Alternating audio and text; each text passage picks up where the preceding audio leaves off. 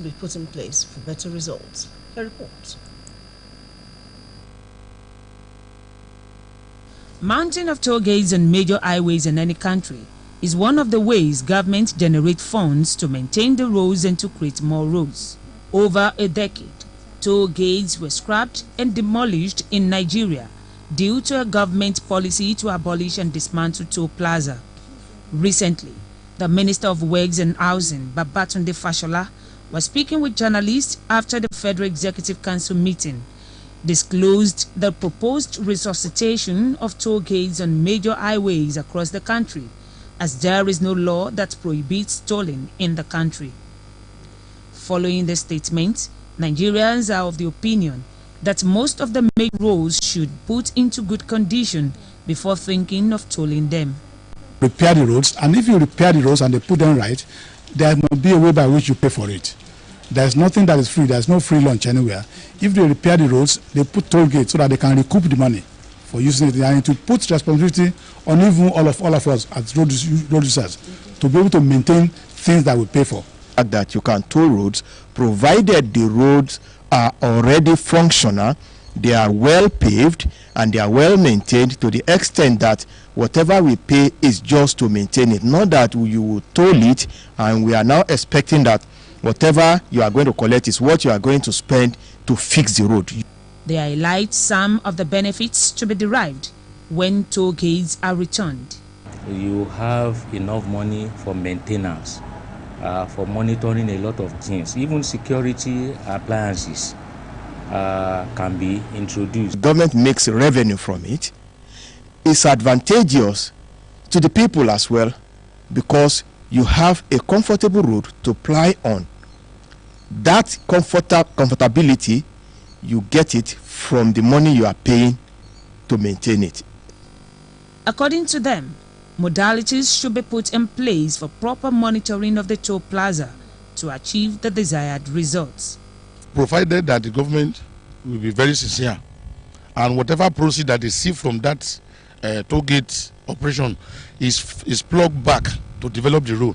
Yes, if that is the case, it's good. If whatever is recouped or whatever they get is properly handled, you know, our peculiar situation, the issue of fraud, sharp practices and everything, if that one is taken care of, then I think it will boost the economy.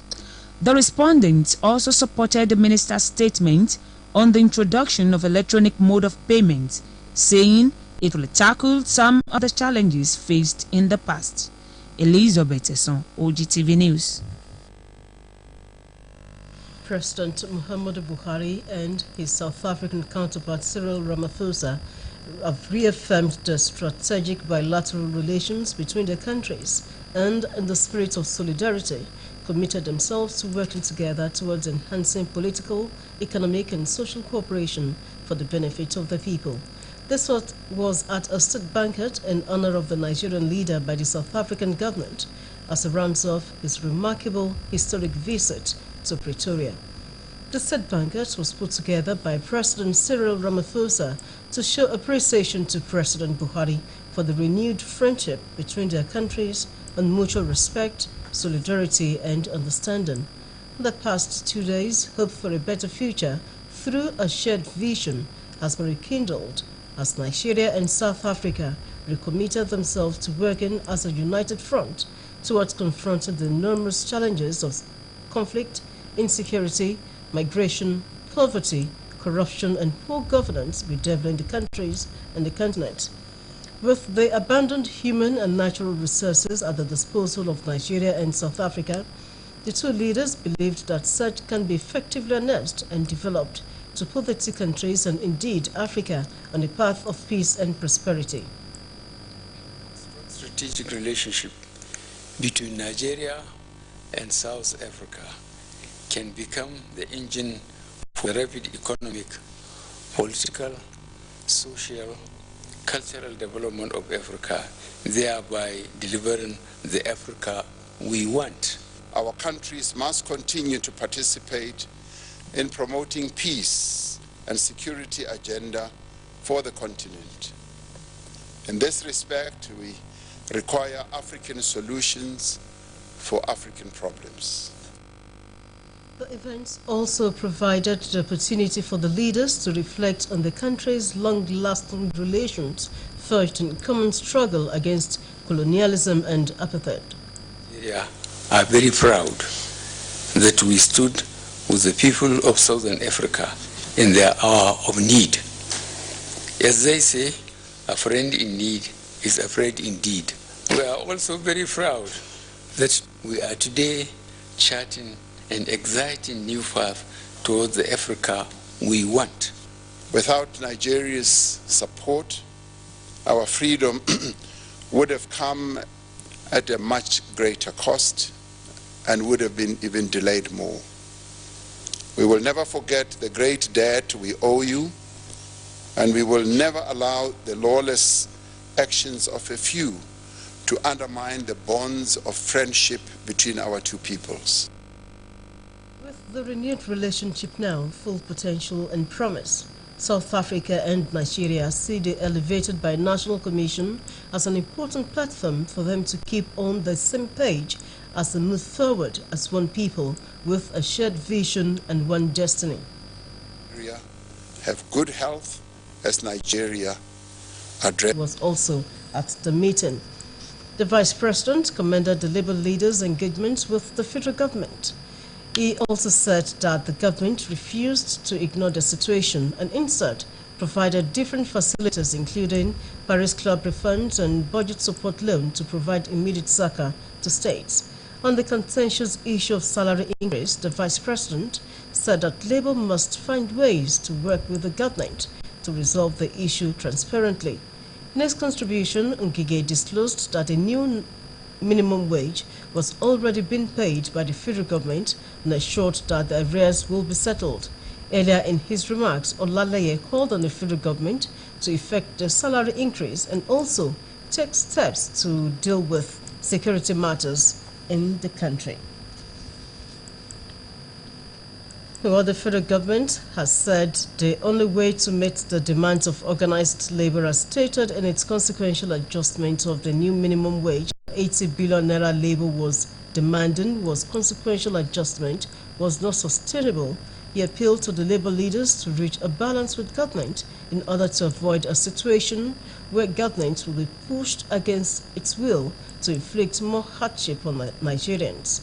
The minister now appealed to the leaders of ULC to talk to their members in the Joint Negotiating Committee to see reason and balance the situation. The submission of 850 million naira, which is what the adjustment you're asking for will translate to as increase, is not sustainable. Ngige urged organized labor to embrace social dialogue, which, according to him, necessitated the renegotiation of the new minimum wage and the payment of backlogs of salaries and allowances to the tune of 500 billion naira between 2016 till date owed by the previous administration. He said from the technical committee, they were able to agree that all salaries and allowances owed by the previous government will be paid, and government started its implementation religiously. Earlier, the President, ULC, Comrade Joe Ajaero, raised concerns over the plight of workers in the private sector and appealed that they should equally be considered in the new minimum wage and consequential adjustment arrangements. The President of the Senate, Ahmed Lawan, has canvassed for the application of local content in all engineering projects undertaken in the country. He stated this in Abuja at a book launch on engineering and sustainable rural development in Nigeria. Lawan, according to a statement by his special advisor on media and publicity, Ola Awoniyi, also made a strong case for rural dwellers. He said he believed in the local content and thinks it is high time government insisted on the local content when it affects engineering projects in the country. Lawan promised to take up issue of local content at the Senate as a good ambassador of the engineering profession. He noted that Nigerians have always given a good account of themselves anywhere in the world and in all fields of endeavor. He urges Nigerians to believe in themselves as they are the only ones who can develop the country. The federal government on Friday sealed a £70 million economic cooperation agreement with the government of Germany. The pact would enable the government of Germany to provide assistance to the country in key areas of the economy. The Minister of Finance for State, Budget and National, the Minister of State for Finance, Budget and National Planning, Clem Agua, signed for the federal government, while the head of German delegation to Nigeria, Christopher Rose, signed for his government. Speaking at the event, the minister described Germany as a reliable partner in terms of bilateral economic cooperation. He said the areas of interventions by the government of Germany is in line with the inclusive growth agencies of the federal government as contained in the Economic Recovery and Growth Plan. He gave some of the areas as infrastructure, finance, governance, renewable energy, vocational trade. Said the intervention in Nigeria was based on his country's strategic plan for Africa. He commended the federal government on the reforms being implemented in the area of ease of doing business, corruption, and money laundering. Alhaji Muhammad Sabo Nanono, Minister of Agriculture, says the ministry will give priority to funding of agricultural research institutes above construction of structures. The minister stated this in an interview with newsmen while on tours of facilities at the National Animal Production Research Institute, Zaria, Kaduna State. He commended NAPRI for prudent management of resources, saying the institute had done very well considering the scarce resources available on the issue of rural settlement for herdsmen. The minister said the idea was being reassessed with a view to transform the entire system. Sulaiman Adamu, Minister of Water Resources, has said that President Muhammadu Buhari will soon issue an executive order directing all federal agencies to key into sanitation in the country. Adamu said this when he met with the National Task Group on Sanitation in his office in Abuja. He said that the federal government had expressed its willingness to addressing the challenges in the water, sanitation, and hygiene sector of the country. He added that all institutions must have proper toilet facilities, and at state levels, we're trying all state governments to also meet the requirement. This, according to him, will ensure that commercial buildings open up toilet facilities. This includes working with the private sector to achieve this very goal.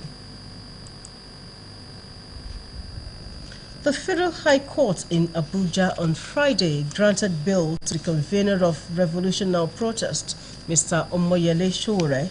Justice Ijoma Ojukwu also banned them from addressing any rally pending the conclusion of the trial on charges of treasonable felony, among others. She also banned Sowore from traveling out of Abuja and the second defendant out of Osogbo during the trial. She granted bail to Sowore in the sum of 100 million naira with two sureties in like sum. The two sureties, who must be residents in Abuja, must also have landed assets with the bail sum in Abuja, and they are to deposit the original title document of the assets with the court. The judge also ordered him to deposit the sum of 150 million naira in the account of the court as security. She granted bail to the second defendant in the sum of 50 million naira with one surety. Defendant's lawyer, Mr. Femi Falano, SAN, has described the bail conditions as stringent. The judge ordered that the defendants be remanded in the custody of the Department of State Service, pending when they will meet the bail conditions.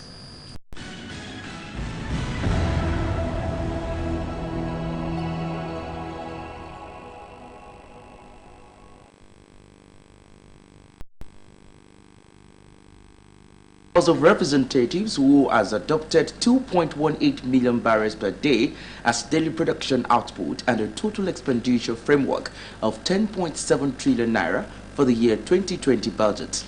The resolution follows consideration of the report of the House Committee on Finance and Appropriations on the year 2020 to 2022 medium-term expenditure framework and fiscal strategy paper. $57 per barrel as crude oil benchmark price was adopted for the 2020 fiscal year, while the exchange rate of 305 naira per dollar is being maintained to ensure economic stability.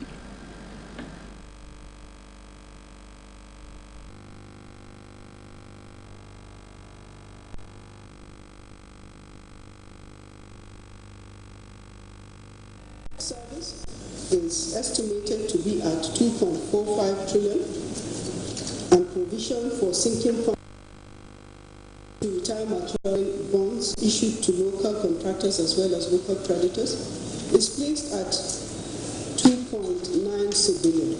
There is a total of 3.43 trillion which is provided for personnel costs and pensions. The proposed increase in the VAT will not actually affect the poor, as existing exemptions of some certain category of services. So we are determined to process and pass the budget before the end of this year by the grace of God.